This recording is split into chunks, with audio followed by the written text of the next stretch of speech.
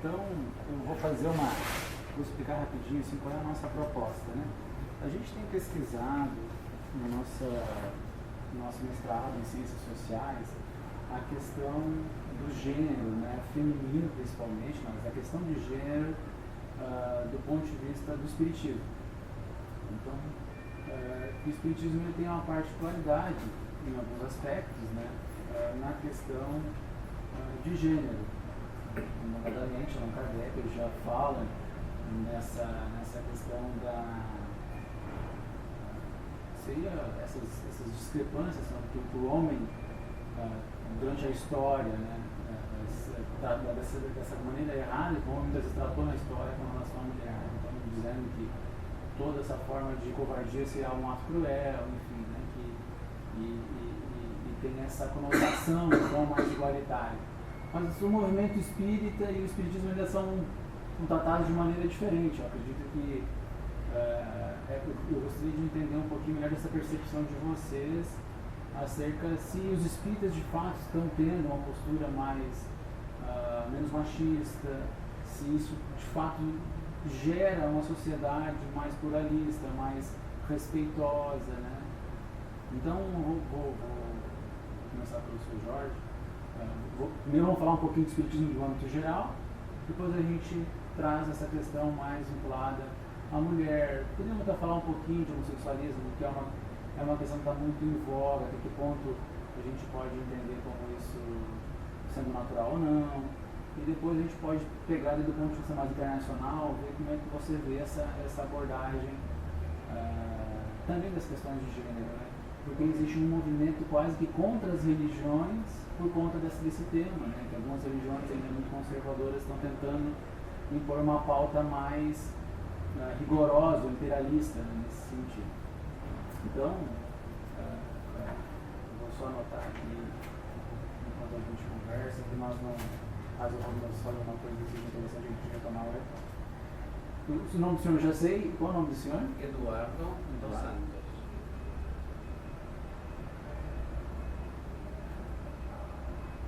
Eu sei, né?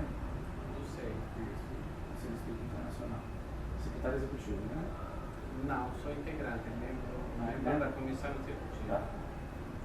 Membro da Comissão Executiva do SEI. Isso aqui para mim não tem muita necessidade, mas como a gente tem que mencionar com o que a gente falou lá.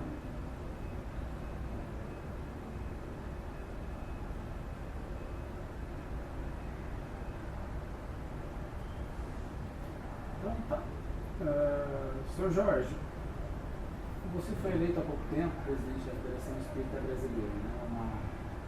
Uma entidade mais consolidada do espiritismo mundial, centenária. Como é que você vê essa responsabilidade de assumir uma instituição que é tão representativa na vida de tantos brasileiros? É natural que qualquer função que você tenha no cargo tem como correspondência uma responsabilidade sim. Ser presidente da Federação Espírita Brasileira é uma responsabilidade que todos nós temos de levarmos o Evangelho, o Espírito e verdade à humanidade. Mas para que isso seja levado é necessário que antes nós vivenciemos o Evangelho. Então todos que têm esse propósito sentem-se na obrigação de vivenciar primeiro para que depois nós possamos fazer esse papel.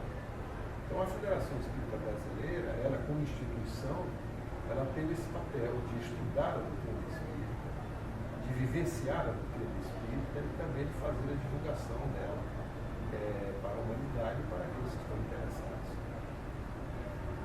Hoje, segundo os dados do IBGE, nós temos em torno de 4 milhões de espíritas no Brasil.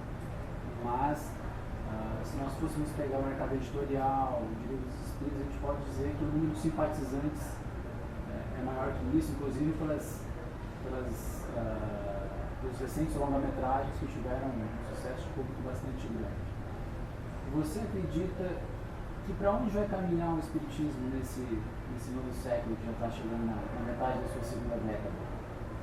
Olha, eu diria que o espiritismo vai caminhar no seu papel, que que é de fazer a divulgação do Evangelho de Jesus. Mas o que eu posso dizer para você é que ele tem respostas às perguntas que a humanidade faz hoje. Quem sou? O que é que estou fazendo aqui? Para onde vou? Por que estamos passando por estas circunstâncias? Para quê? Então, resposta a estas perguntas, a doutrina espírita nos traz com muita transparência.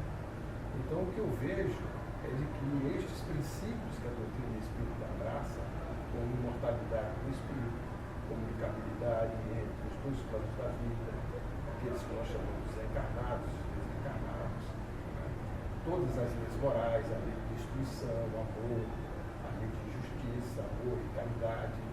Então, tudo isto faz com que hoje o Espiritismo continue trazendo à humanidade esses princípios, porque a humanidade vai procurar as respostas que todos nós desejamos nesse momento grave que nós passamos. E a doutrina espírita tem resposta para tudo isso. Segundo dois antropólogos que fizeram uma pesquisa sobre o espiritismo, nas relações entre o espiritismo entre o Brasil e França, Marion Barré e o François Marcotti, o espiritismo marcou a sociedade francesa durante 60 anos, né, na área da educação, na área política. Inclusive nós temos um dos fundadores do Partido Comunista Francês no prefácio do livro de Leon Denis, Socialismo e Espiritismo. Nós temos uma marca profunda na literatura, sobretudo com Victor Hugo, com Arthur Conan Doyle, nas ciências com William Crookes, no Camille Flammarion. Embora esses ecos não sejam conhecidos de todos, né, mas são pessoas que influenciaram a humanidade inteira e continham ideais espíritas. Você acha que existe hoje condições do espiritismo brasileiro fazer isso da mesma maneira? Ele já faz de uma maneira que a gente não perceba tanto? Como é que você vê essa influência da comunidade espírita na sociedade brasileira? Olha, a doutrina espírita, ela é expositiva, ela não é impositiva, ela não faz proselitismo. Então, aqueles que desejam conhecer, normalmente são tocados pelos seus princípios e que atende às necessidades dos nossos anseios, porque é uma doutrina que ela nos dá a liberdade de pensar, ela nos dá a liberdade até de duvidar de algumas coisas que ela diz, mas ela já está há 158 anos, quase 157 anos. E tem sido percorrida o tempo todo ao longo desse período. E ao contrário, ela tem sobrevivido, tem até se antepõe a certas circunstâncias e até a certos desenvolvimentos que a própria ciência busca no livro de conhecimento que ela já antecipou. Então, quando Jesus, há 2000 anos, falou que na casa do Pai tem muitas moradas, ele já falou da pluralidade dos mundos habitados. E que a doutrina espírita nos esclarece sobre esses pontos. Enquanto nos dias de hoje nós estamos verificando as viagens espaciais, os homens estudando, para chegar a esta conclusão que para nós é já patente. Ela não é tácita, é explícita. Nós temos certeza disso, porque naturalmente o Criador, com todo o seu potencial que tem, de não fazer cópias, jamais nós teremos uma terra semelhante à nossa. Porque até nas plantas, nas árvores, quando nós observamos, aparentemente as folhas são iguais, mas quando nós analisamos uma a uma, verificamos que elas não são iguais. E isto denota de que, naturalmente, dentro das nossas percepções, da dimensão que nós vivemos, procurar vidas em outros mundos, nas condições que nós temos, certamente haverá outros planetas, mas que nós também possamos entender que a diversidade do Pai nos proporciona a vida de pessoas diferentes. Se nós tivéssemos uma terra só no Mar Morto, não tivéssemos os nossos oceanos como nós conhecemos, e o Mar Morto não tem peixe. Naturalmente, nós chegaríamos à conclusão que na água não haveria vida. Mas nós temos esses dois exemplos na Terra. E a doutrina espírita nos esclarece sobre isso. Antes de passar a segunda parte que fala sobre gênero, eu vou pedir para o Sr. Eduardo falar um pouco dessa visão internacional do espiritismo, porque, de certa maneira, o Brasil ascendeu no cenário internacional pela missão que, segundo consta, por exemplo, no Brasil, o Coração do Mundo, o Padre do Evangelho, tem esse propósito, né, de difundir a doutrina espírita ou difundir o Evangelho sob a visão da doutrina espírita. Como você vê, por exemplo, o Uruguai inserido nessa proposta? Como você vê os demais atores dessa sociedade global nessa proposta espírita? Eu acho que todos nós estamos inseridos no programa do Cristo, que independentemente da pátria onde a gente tenha reencarnado, todos nós estamos alinhados com um projeto que estamos tentando cumprir e que hoje vemos que o Espiritismo já está posicionado em 36 países oficialmente, que são os que compõem hoje o Conselho Espírita Internacional, aliás, daqueles outros simpatizantes que a gente já tem ideia que estão em outros lugares, em outros países, inclusive já da Ásia e terras bem distantes. Então vemos que aquela proposta que o Espiritismo algum dia chegaria a ser uma crença comum, cada dia vemos mais vislumbrada no horizonte aquela possibilidade e com muita gente hoje envolvida nesse processo e trabalhando muito seriamente para levar o Evangelho a todos os rincões desse planeta Terra, que é a nossa casa, né? Vocês têm uma estimativa de quantos espíritas existem no mundo hoje? Não tem registros, só podemos dizer os pontos onde já tem trabalhos estabelecidos, como que eu citei, mas em números não, porque os países diferem um pouquinho do trabalho que cada um faz, né? Mas sabemos que aí, por exemplo, o Brasil liderando um número de casas espíritas. Depois também tivemos uma muito grata surpresa agora recentemente com o Congresso Mundial que foi feito em Cuba, com 537 casas registradas frente ao Ministério de Religião da ilha de Cuba como praticantes da doutrina espírita. E então vemos que seguramente o Espiritismo cada dia vai atingir mais esse objetivo para o qual ele está na Terra. Vamos tocar nessa questão dos eixos do nosso trabalho, que é a questão da mulher. Kardec, quando ele vai falar dos direitos do homem, ele traz uma frase que é curiosa. Quando aconteceu a Revolução Francesa, não sei se por isso se esqueceram de propósito ou simplesmente foi um esquecimento, mas se falou em direitos, na Declaração dos Direitos do Homem. E é curioso que em 1857, quando Allan Kardec lança o Livro dos Espíritos, ele coloca a Declaração dos Direitos do Homem e da Mulher. Que essa é uma estratégia utilizada hoje pelas pessoas que procuram igualdade de gênero, você marcar a ambiguidade dos sexos, né? Você fala o homem e a mulher para lembrar que aqui também existem pessoas do gênero feminino. Vocês acham que isso ele faz com o intuito de elencar uma pauta mais feminista, mais vinculada à inclusão mesma da mulher, ou isso era uma força da época? Como é que vocês enxergam isso? Ou os ecos dessa situação? Então, veja bem, Kardec ele falou com consciência. Primeiro porque a doutrina espírita nos dá a certeza de que, como espíritos imortais, o espírito não tem sexo. O sexo nós temos por uma necessidade que está fora, manter a perpetuidade da espécie, mas o espírito, em sua essência, todos nós, tanto homem como mulher, somos espíritos. Da necessidade, nós temos uma informação como homem e uma informação como mulher. Então, nesse processo evolutivo, a própria doutrina espírita nos explica, através de Emmanuel, que quando chegarmos a estados mais evoluídos, nós seremos acentuadamente masculino e acentuadamente feminino.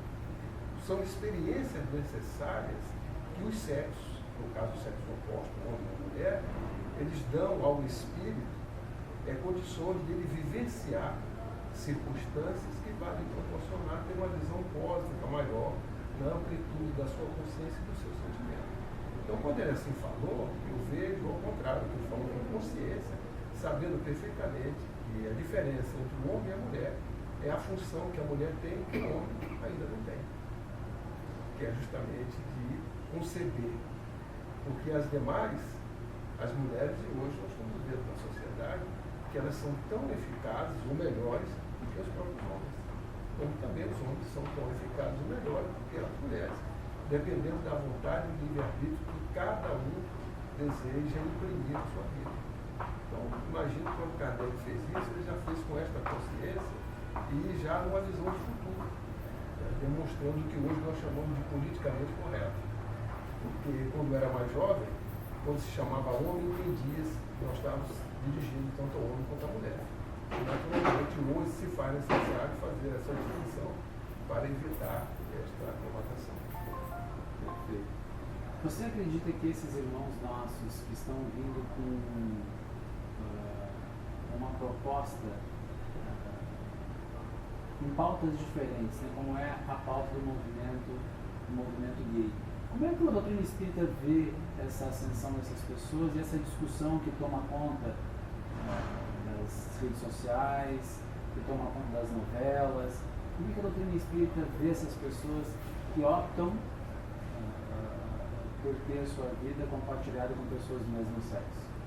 Olha, veja bem, você usou o termo. A doutrina espírita, ela faz isso com muito respeito. E como você falou, que optam, a doutrina espírita não questiona a opção de quem quer que seja. Ele não é nem dever e nem está nos seus princípios fazer isso. A opção é de cada um. Por isso nós temos o livre-arbítrio.